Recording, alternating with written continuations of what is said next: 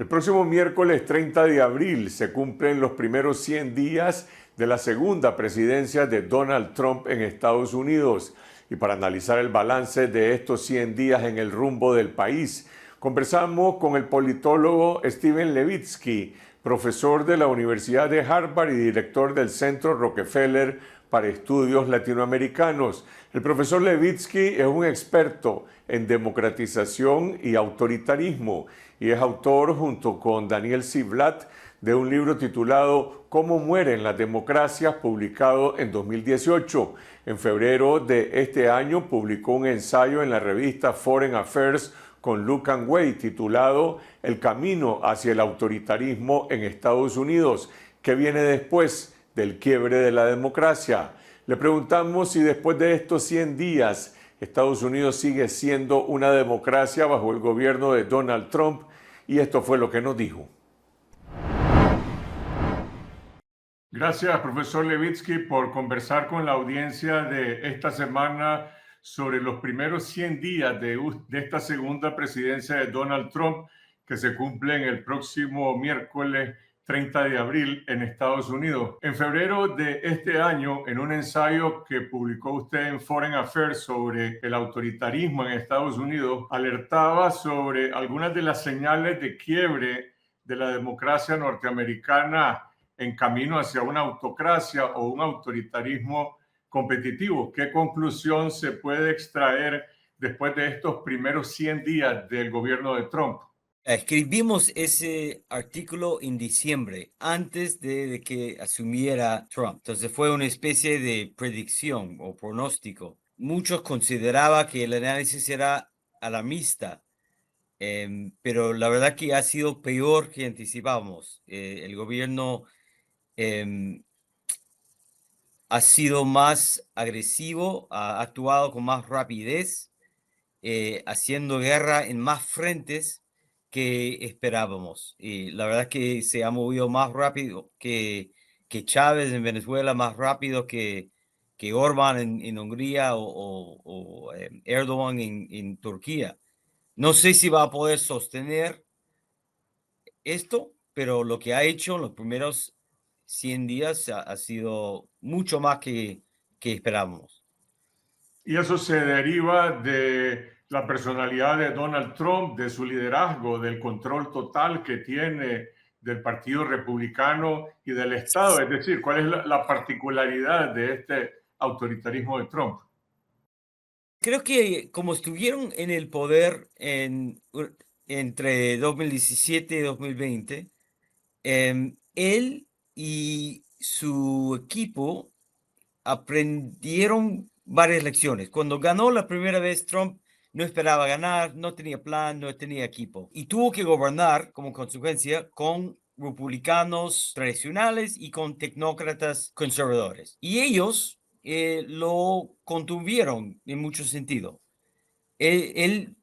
Trump se cree Somoza, o quizás la última versión de Ortega. Cree que el Estado es suyo, que puede y que debería poder utilizar cualquier institución del Estado para sus fines personales y políticos. Pero esta vez aprendieron y tuvieron un plan, un equipo que planeaba un asalto al Estado y lo lanzaron desde el primer día. Sin embargo, la mayoría de las encuestas en estos primeros 100 días revelan una tendencia mayoritaria de desaprobación de la gestión de Trump, en torno al 55%, incluso en algunos temas económicos específicos como la inflación aumenta más. ¿Qué relevancia tiene la economía y el apoyo de la población para apuntalar o debilitar el proyecto político de Trump? Para mí tiene muchísima relevancia. Los autócratas que hacen la mayor daño son los que son muy populares. Figuras como Chávez, Putin, Bukele, Fujimori en su momento, Correa, los que llegan a 70-80% de aprobación, muchas veces pueden hacer un montón de daño a las instituciones. Los autócratas menos populares pueden hacer daño, pero no es tan fácil. Y Trump, por suerte, nunca ha sido tan popular y también su gobierno es bien inepto. ha hecho en lanzar una guerra contra 10 frentes, ha hecho un montón de enemigos en 100 días y también su manera de manejar la economía ha sido bien inepto. No es un equipo con mucha capacidad y eso genera problemas económicos, están debilitando mucho el Estado que nos va a causar problemas por décadas. Pero lo bueno es que está debilitándose como gobierno autoritario. Un gobierno con 42% es mucho menos amenazante que que un gobierno como Bukele con 85%. Como anticipaban ustedes en ese ensayo, Trump ha hecho un uso intensivo del control del Estado a través de decretos ejecutivos, de la venganza política con adversarios, el otorgamiento de favores a empresas privadas de la oligarquía tecnológica, el desmontaje de funciones del Estado democrático. Pero ¿cómo reacciona las instituciones y la sociedad norteamericana? ¿Hay capacidad de reacción? ¿Están en shock? Estaban hasta hace poco, estaban en shock.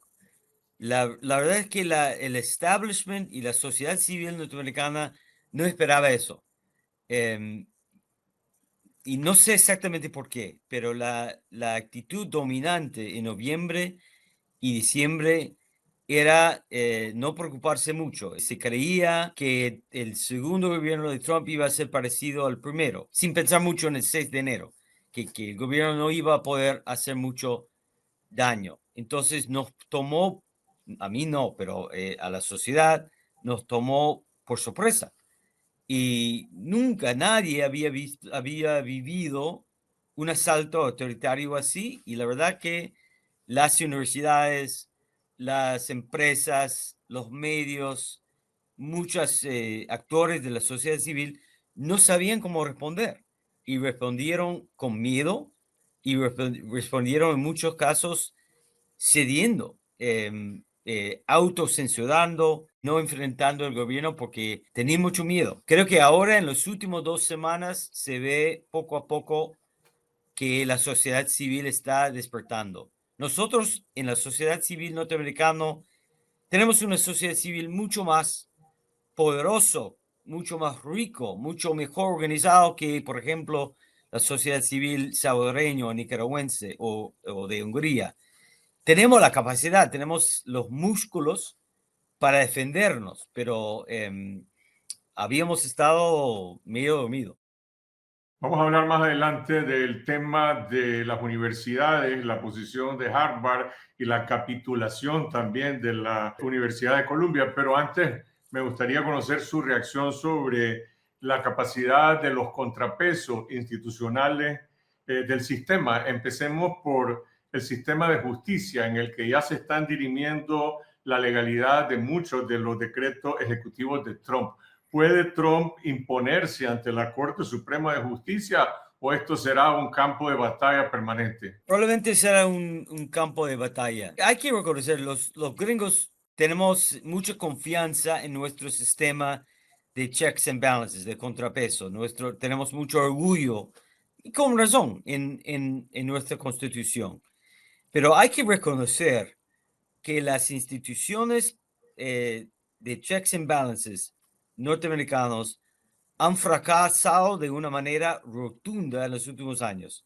Donald Trump, como todos sabemos, intentó robar una elección. La primera vez en la historia de Estados Unidos que el gobierno oficialista busca revertir una elección, los resultados de una elección y quizás bloquear de una manera violenta la transición de un gobierno al otro. Inédito en la historia de Estados Unidos, un crimen abierto contra la democracia. ¿Qué pasó? El Congreso no utilizó el mecanismo obvio que es el impeachment y la convicción y por eso pudo seguir en la carrera. El Poder Judicial no fue capaz de juzgarlo en los 4 años entre las dos presidencias y quedó libre. Y el Partido Republicano, a pesar de que Donald Trump era un conocido golpista, decidió nominarlo para la presidencia. Entonces, todas las instituciones fracasaron, a, a diferencia, por ejemplo, de lo que pasó en Brasil, y Donald Trump siguió en carrera. No hubo rendición de cuentas. Ahora, ya sabemos que las instituciones no tienen la fortaleza que deben. El Congreso ha abdicado su autoridad, no está jugando ningún papel. Yo creo que la Corte Suprema sí va a dar batalla, pero la Corte sola no va a poder constreñirlo a 100%. Va a poder bloquear algunas cosas, pero no todo. ¿Qué pasa en la política, en el Congreso hoy, en el Partido Demócrata? Muchos dicen que está completamente desaparecido, otros llaman la atención a la emergencia de este movimiento de Bernie Sanders y Alexandra Ocasio-Cortez contra la oligarquía.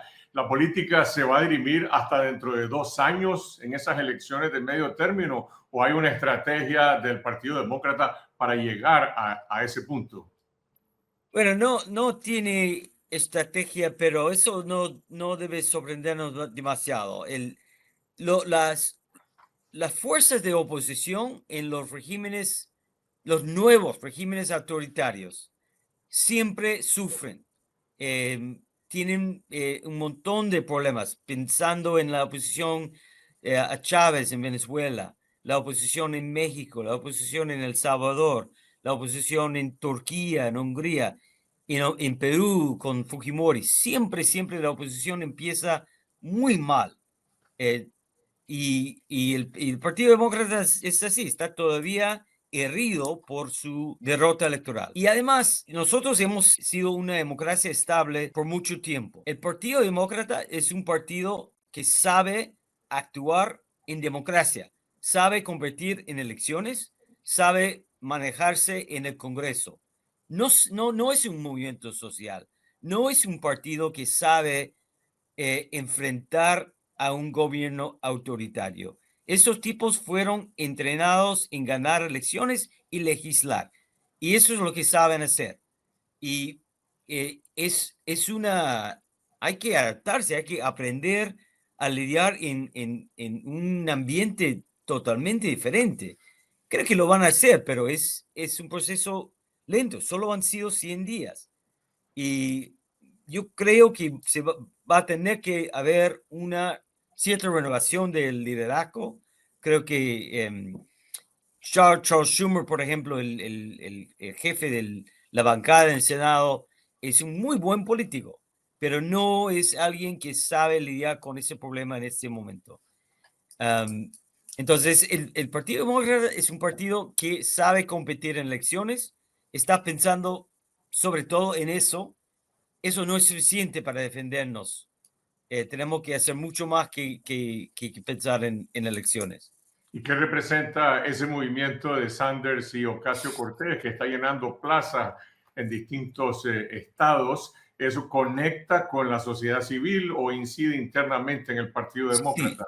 Lo que pasa es que hay una brecha enorme entre los líderes del Partido Demócrata, que están todavía en el siglo XX, son de la vieja escuela. Y la base demócrata, quiere enfrentar al gobierno, quiere movilizar en contra del gobierno. Entonces, los pocos políticos, y Sanders y Ocasio-Cortez son dos ejemplos claves, se están dando cuenta que el partido no está donde están la base del partido. Y creo que se va a ver más políticos demócratas asumiendo posiciones más, no radicales, pero más opositores, más militantes en su oposición, porque ahí está la base. Usted mencionaba la tradición de la sociedad civil norteamericana, una tradición muy fuerte de democracia asociativa, de democracia local y por otro lado de libertad de prensa, pero hay una embestida del gobierno de Trump, por ejemplo, contra los medios de comunicación que fiscalizan el poder. Unos han capitulado, como el Washington Post, otros están resistiendo. ¿Cómo ve usted el papel de la prensa independiente como contrapeso del poder con un gobierno que ahora es más autoritario? Va a ser difícil subordinar a la prensa. Lo están intentando y como usted ha dicho, algunas empresas han cedido. Lo que pasa es que los dueños de muchos medios tradicionales en Estados Unidos son grandes grupos económicos que tienen muchos intereses en juego que pueden ser afectados por la política económica y regulatoria del gobierno. Y por eso no están dispuestos a dar pelea por 3, 4 años contra Trump. No porque los medios no quieren dar pelea, pero sus dueños no quieren dar pelea. Ese es el caso en el Washington Post. Sin embargo, gracias al Internet y gracias a las redes sociales, muchas alternativas para buscar información y noticias que no van a poder controlar ni contener. Si, por ejemplo, el Washington Post deja de realmente informar, los lectores del Washington Post van a poder encontrar alternativas en online. Entonces, creo que va a ser súper difícil establecer un control total sobre la información en Estados Unidos. El ataque de Trump contra las universidades bajo el pretexto de protegerlas del antisemitismo se ha traducido en presiones y chantajes económicos que afectan la libertad académica. Vimos por una parte la Universidad de Columbia cediéndole todas las presiones de Trump y por el otro lado la oposición de la Universidad de Harvard. ¿Qué está en juego en esta batalla en las universidades? Yo creo que está en juego la democracia. En ninguna democracia del mundo el gobierno tiene derecho a imponerse sobre la administración, la enseñanza, de la investigación en las universidades privadas. Esta intromisión, exigir controlar quién se contrata y quién no, qué se enseña y qué no. Eso solamente ocurre en regímenes autoritarios. Ni siquiera ocurre en muchos regímenes autoritarios en América Latina. Es algo casi totalitario. Entonces, si las universidades no se defienden, si permiten que el gobierno decida quién puede ser profesor y quién no, quién puede ser estudiante y quién no, cuáles son los cursos, el contenido que es permitido o no, es totalmente incompatible con una sociedad democrática. Pero en esos dos polos que hemos visto de cómo han reaccionado, por un lado Columbia, por otro lado Harvard, ¿cuál es la tendencia? ¿Hay posibilidades de un frente común de las universidades o se van a Bueno, imponer los intereses económicos que usted también mencionaba de los dueños de medios de comunicación? esto es la gran pregunta. Las universidades, las grandes universidades privadas, tienen mucha plata en juego. Hay un sistema muy importante, muy positivo de financiamiento del Estado a la investigación en las universidades, investigación médica, biomédica, un montón de investigación financiado por el Estado, pero esto da al gobierno cierta capacidad de chantaje, ¿no? De amenazar con cortar fondos. Y las universidades que dependen del Estado, en cierto modo, por su financiamiento, pues se preocupan mucho. Harvard está al punto de perder $2,000 millones o más de financiamiento. Y eso es mucho. Entonces, los líderes de las universidades no esperaban eso, quedaban súper asustados. Y como no hubo una alianza entre las universidades, lo dejamos solo, Colombia. Y Colombia, asustado y solo cedió. Creo que ha habido un proceso de aprendizaje. Vimos lo que pasó con Colombia, vimos que se permitió ciertas concesiones que son terribles, que Colombia ni siquiera consiguió la plata y que el gobierno volvió, como cualquier bully, volvió y pidió más. Creo que Harvard, viendo lo que pasó con Colombia, decidió tomar otra estrategia y hay esfuerzos para unificar la respuesta universitaria, para construir, tejer alianzas entre universidades, pero es muy difícil. Son 6,000 en el país y todo tiene su propio interés y no es fácil. Poco a poco las universidades están dando cuenta que tienen que dar pelea, que no pueden ceder de la manera que hizo Colombia.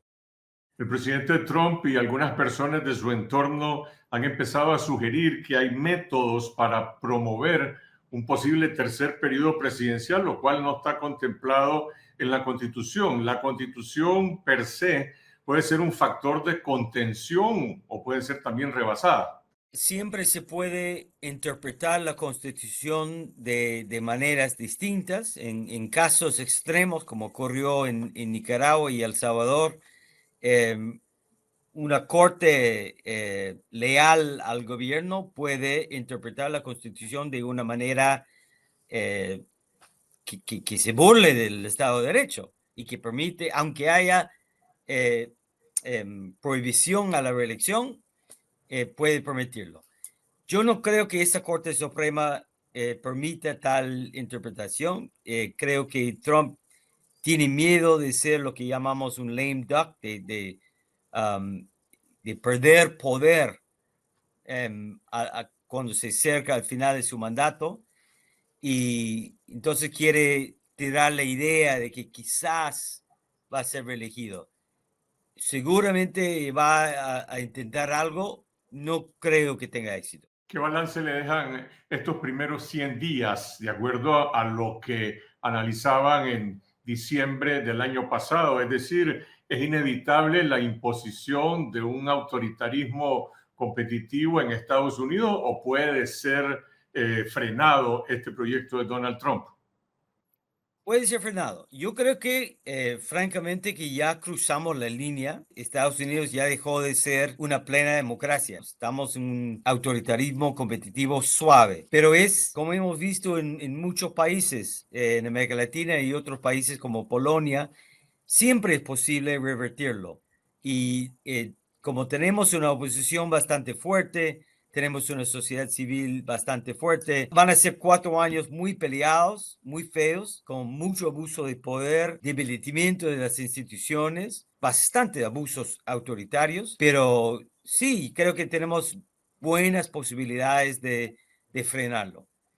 ¿Cómo ve el impacto internacional que tiene este giro de la democracia norteamericana hacia el autoritarismo? En América Latina, por ejemplo, pues Trump está armando alianzas muy definidas con Milei, con Bukele, con Noboa. Estados Unidos pareciera también aliado de regímenes autoritarios, la manera en cómo se relaciona con Putin. Y por el otro lado, alguna gente dice, bueno, esta es la hora de Europa y Europa es el lugar donde pueden relanzarse proyectos democráticos, pero en Europa también hay un resurgimiento de movimientos ultra de derecha en Alemania, en Francia, en otros países. Es decir, estamos en un momento de regresión autoritaria global. Es un momento muy peligroso, viendo el giro que hizo Estados Unidos, giro político, sobre todo en cuanto a la guerra en Ucrania. Es un poco como si Roosevelt en el año 39 hubiera dicho que en vez de estar con los aliados, vamos a apoyar a Alemania. El líder de las fuerzas liberales en el mundo acaba de pasar al otro lado.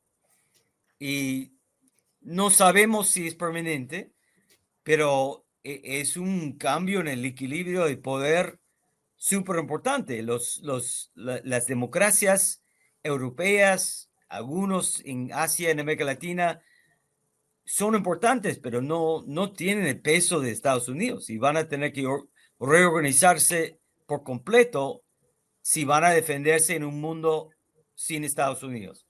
Yo sigo con la esperanza que Estados Unidos volvería pronto al lado del liberalismo, pero hoy por hoy es muy feo. El primer paso para despejar esa posibilidad depende de estas elecciones de medio término en Estados Unidos. Sí, y la verdad que es como Trump ha caído mucho en las encuestas y como la economía parece que va bastante mal, la oposición va a tener una buena posibilidad, por lo menos para capturar la Cámara de Representativos. Y es un paso importante. Pero el daño, volviendo al tema de democracia en el mundo, el daño que puede hacer el gobierno de Trump es enorme. Pensando en los últimos años, em, el, el, el paso hacia autoritarismo competitivo en El Salvador y Honduras y Guatemala ocurrió bajo Trump. y en el esfuerzo, el atentado de golpe en el caso de Bolsonaro en Brasil fue bloqueado en parte por el gobierno de Biden. Si Trump hubiera estado en el poder, es muy posible que Bolsonaro hace un golpe. Entonces, importa mucho quién está en el poder en Estados Unidos.